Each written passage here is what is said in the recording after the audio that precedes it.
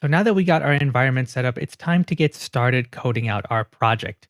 And what I want you guys to do is, first of all, go to the Fast API documentation. This is really important. What I want you guys to do is really get a solid understanding of how the documentation works. So pull up the Fast API website and then head on over to the tutorial section and then select the intro part. So this is going to walk us through setting up our project. And what we will need to do is, first of all, we need to install the Fast API package. And so what we can do is we can either do pip install fast API, or we can do pip install fast API all. When we do pip install fast API all, it's going to install all of the optional dependencies as well, which we may or may not need depending on what features we want. We're going to go ahead and use the all option because we're going to use a lot of them, and there's no point in having to go one by one and install them. So that's what we're going to do.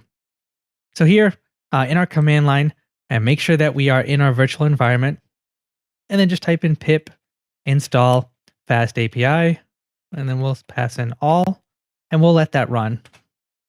Now it's moving fairly fast, but if you kind of scroll through the history, you'll notice a lot of packages and a lot of dependencies that are getting installed. So we'll take a look at those once it's done, just to see what are the different dependencies that were installed. And so now that that's done, if we type in pip freeze, this is going to show all of the packages that were installed. So it's not going to be just fast API, it's going to include a lot of the optional dependencies as well. So if we take a look, you can see that we've got GraphQL installed if we want to use any GraphQL. We have bcrypt, UVcoin, that's going to be like our web server, WebSockets if we want to work with WebSockets. So it already comes bundled with a lot of things that we're going to use. And I just wanted to make sure that you guys understood what's happening when we pass in that all flag.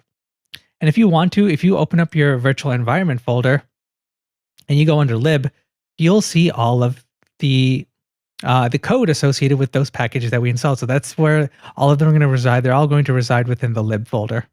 All right, so now that we've got Fast API installed, the first thing that we have to do is we have to import